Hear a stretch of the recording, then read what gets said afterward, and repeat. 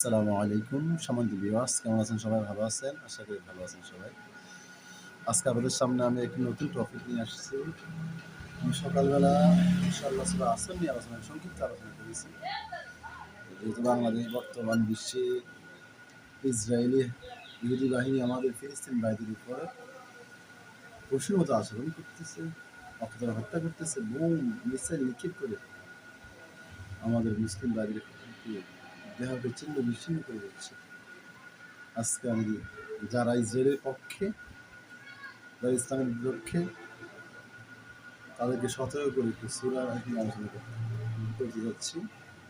মহান মালিক আমাকে যে তৌফিক দান করে সংক্ষিপ্ত সময়ে সংক্ষিপ্ত আলোচনা করেই ততক্ষণ পর্যন্ত আপনারা আমার ভিডিও দেখবেন এবং পরামর্শ দেবেন। আমি চেষ্টা করব প্রত্যেক দিন সকালে অথবা সন্ধ্যায় দৈনিক একটা করে কোরআন অথবা হাদিস নিয়ে কোনো একটা বিষয় নিয়ে আলোচনা করব ইনশাআল্লাহ। আমার এখন আলোচনার বিষয় হলো সূরা ফিল। এই সূরাটি কোরআন মাজিদের 105 নম্বর সূরা। এই সূরাটি মক্কা অবতীর্ণ। খেয়াল রাখবেন যে সূরা ফিল কোরআন মাজিদের 105 নম্বর সূরা। এই সূরাটি মক্কা অবতীর্ণ। এর আয়াত সংখ্যা 5, রূপ হলো।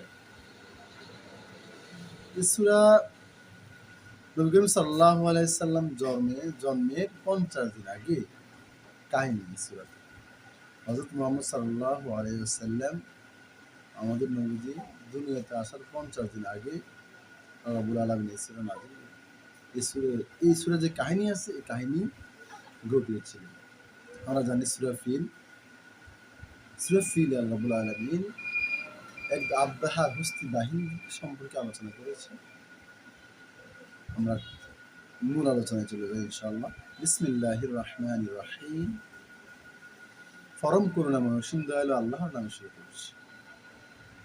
আলাম তারা কাইফা ফাআলা রাব্বুকা বিআসহাবিল ফিল। আল্লাহ হাবিব রাব্বুল আলামিন হাবিবকে বলতে, আলাম তারা কাইফা ফাআলা রাব্বুকা বিআসহাবিল ফিল।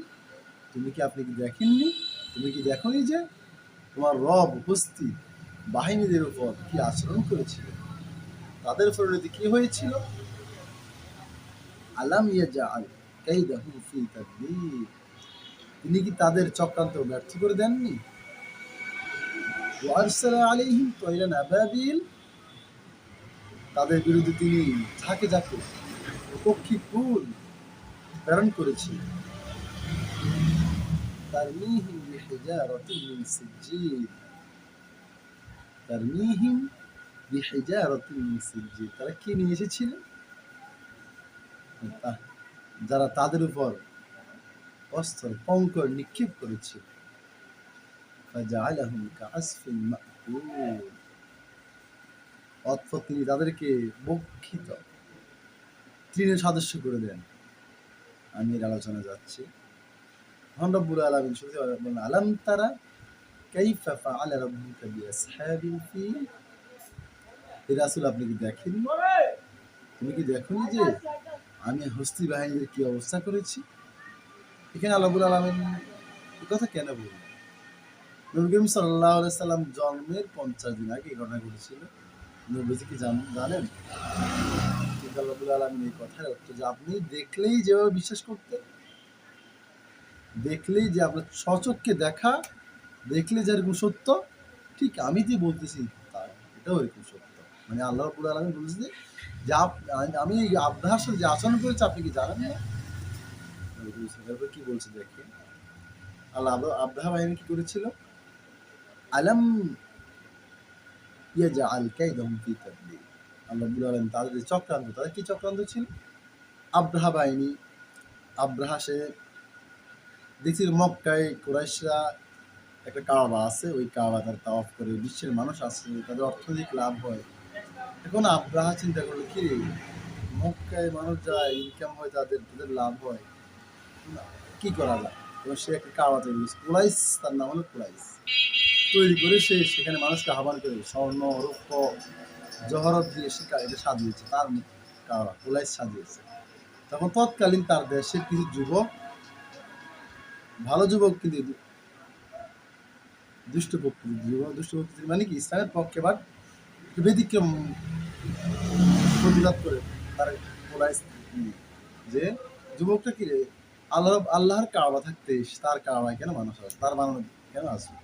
তারা কি করছে মাশাআল্লাহ গণহারে পায়খানা, তার যে কোলাইছে কোলাইসের আশেপাশে পায়খানা করে অবস্থা খারাপ।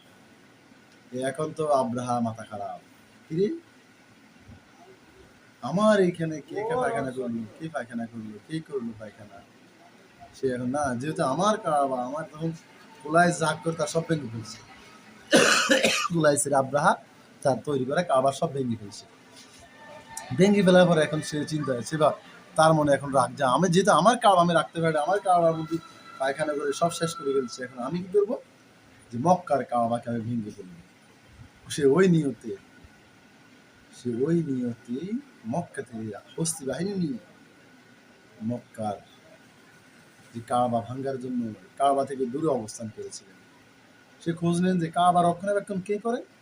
তখন কাবা শরীর রক্ষণাবেক্ষণ পরিচর্যা করেন হযরত মুহাম্মদ সাল্লাল্লাহু আলাইহি ওয়াসাল্লামের দাদা আব্দুল মুত্তালিব। তখন সে কি করলো, সে চিন্তা করলো যে যদি আব্দুল মুত্তালিবকে ক্ষতিগ্রস্ত করা যায়, ভয় দেখানো যায়, তাহলে এই কাজটা সহজ হয়ে যাবে। তখন আব্দুল মুত্তালিবের ছাগল বকরি যেগুলো আছে সেগুলো সে চিন্তা করে নিয়ে যায়। আব্দুল মুত্তালিব তার দাদা আব্দুল মুত্তালিব যা এগুলো যখন তার ছাগল বকরি এগুলো নিয়ে যায় আব্রাহা বাহিনী, তখন তিনি আব্রাহা বাহিনীর কাছে গিয়ে বললেন, হে আব্রাহা, তুমি আমার ছাগল বকরি ভেড়া যা নিয়ে সেগুলো আমাকে দিয়ে দাও। আব্রাহা বলতেছে, কি তুমি কি এরকম, আমি তোমাদের কাবা ভাঙতে আসছি, তুমি ওগুলো না বলে আমাকে ছাগল বকরি চাইতেছ?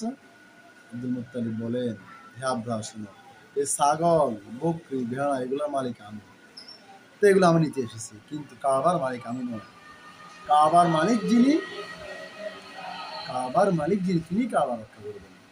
আব্দুল মুত্তালিব তার ছাগল বকরি নিয়ে চলে গেলেন এবং কাবার কাছে গিয়ে কাবার যেখানে চাবি রাখে ওই জায়গায় গিয়ে দাঁড়িয়ে আল্লাহর কাছে, আল্লাহ, আব্রাহার অনেক বাহিনী, হস্তি বাহিনী, আমি পারবো না, আমাদের পক্ষে এই আব্রাহা বাহিনীকে আমি কাবার হাতিমে দাঁড়িয়ে বলতেছি যে আল্লাহ, পারবো না, তোমার ঘর তুমি রক্ষা করো, সাবেক এখানে রেখে তিনি গেলেন। তেমনি আল্লাহ রাব্বুল আলামিন আব্দুল মুত্তালিবের কথা ফরিয়াদ আল্লাহ কবুল করলেন এবং আব্রাহা বাহিনী যখন হস্তি নিয়ে রওনা দিল, তখনই আল্লাহ রাব্বুল আলামিন অসংখ্য আবাবিল পাখি প্রেরণ করেছিলেন। আবাবিল পাখি প্রেরণ করে আব্রাহা বাহিনীকে ধ্বংস করে দিয়েছিলেন। ছিলাম আমি, হ্যাঁ, আমাদের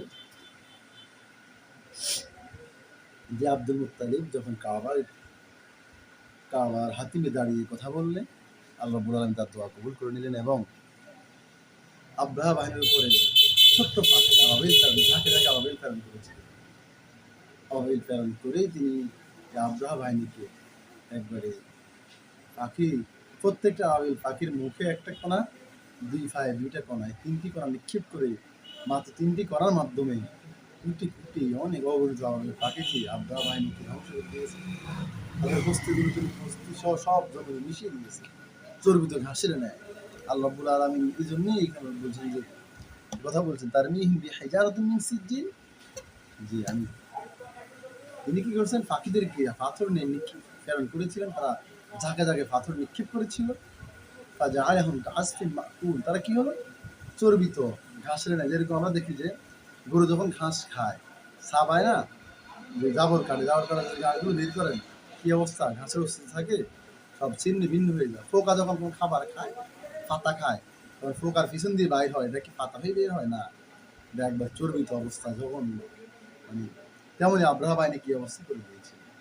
আজকে আমরা অনেকেই মনে করি, দোয়া করি, আল্লাহ তুমি আবাবিল প্রেরণ করো, আবাবিল পাঠাও। আল্লাহ কখন আবাবিল পাঠায়? আমাদের বর্তমান বাংলা বিশ্বে এখন ফিলিস্তিন নিয়ে আলোচনা চলতেছে, আল্লাহ রাব্বুল আলামিন আবাবিল কখন প্রেরণ করবেন? তখন আব্দুল মুত্তালিব যখন একা ছিলেন, আব্দুল মুত্তালিব বলছে আব্রাহা বাহিনীর বিপক্ষে যুদ্ধ করার মতো তার শক্তি ছিল না, এজন্য আল্লাহ রাব্বুল আলামিন আবাবিল প্রেরণ করেছে। আজ 300 কোটি মুসলমান থাকতে আল্লাহ রাব্বুল আলামিন আবাবিল কেন প্রেরণ করবে? আল্লাহ আবাবিল প্রেরণ করলে আমাদের কি ধ্বংস করে দেবে? জন্য আসলে আমরা সবার জায়গা থেকে, সবার দেশ থেকে, যেখানেই আছি, ইসরায়েলের বিপক্ষে গিয়ে দাঁড়ায়, আল্লাহ রাব্বুল আলামিন যখন হুস্তি বাহিনীকে ধ্বংস করে দিয়েছিলেন, ঠিক ইসরায়েলকে আল্লাহ ধ্বংস করে দেবেন। ইসরায়েলকে মহান রব্বুল আলামিন জমিন থেকে বিচ্ছিন্ন করে দেবেন। কিয়ামতের আগে গাছ ইসরায়েলের ইহুদিদেরকে গাছই দেখিয়ে দিবে, পাথরও দেখিয়ে দিবে। কারণ এই অবস্থা তাদের করবে। এই জন্য আমাদের ইমানের শক্তি বৃদ্ধি করতে হবে, আমরা প্রতিরোধ গড়ে তুলতে হবে। ফিলিস্তিনের পক্ষে আমাদের দেশের সামরিক বাহিনীকে প্রেরণ করতে হবে। সকল ইসলামী দেশগুলো একসাথ হয়ে অভিযান চালিয়ে ফিলিস্তিনকে রক্ষা করতে হবে, মুসলমানকে রক্ষা করতে হবে। আমাদের জেরুজালেম, আমাদের বাইতুল মুকাদ্দাস, প্রথম কিবলাকে রক্ষা করতে হবে। আসুন প্রিয় ভাইরা, আমরা সবাই ইমানি চেতনায় উজ্জীবিত হয়ে আবাবিল অপেক্ষা না করি। কারণ আবাবিল কখন করবো? যখন আমরা আর পারতেছি না, চেষ্টা করতাম না। আমাদের চেষ্টা না করে আমরা আমরা এখন ইসরায়েলি পণ্যগুলো বয়কট করতে পারলাম না। এখন 7 আপ, লাক্স, ফেয়ার লাভলি, মানে যেগুলো আছে আর কি, আমি নামগুলো মনে নাই, ইসরায়েলি সকল পণ্য আমাদেরকে বয়কট করতে হবে। আসুন আমরা সবাই ইমানি চেতনায় বলিয়ান হয়ে ইসরায়েলকে ধ্বংস করার লক্ষ্যে এগিয়ে যাই, ফিলিস্তিনকে রক্ষা করি, মুসলমানকে একতাবদ্ধ হয়ে যাই এবং সকল ইহুদিবাদী যে যারা রয়েছে দোসরও সবার পণ্যগুলো বয়কট করে এবং ফিরে আসবে। শিক্ষা হলো যে আমরা করতে হবে, প্রতিরোধ করতে হবে। তাহলে আল্লাহ আমাদের কারণ করবেন। আমাদের চেষ্টা যেখানে ব্যর্থ হয়ে যাবে, তখন আল্লাহ আমাদের সাহায্য করবে। কিন্তু আসুন মহানভাব আমাকে, যারা আছেন, যারা শুনতেছেন, আমি সবাই যারা আছে সবাইকে এই কথাগুলো আমল করার তৌফিক দান করুন। আসসালামু আলাইকুম ওয়া রাহমাতুল্লাহি ওয়া বারাকাতুহু।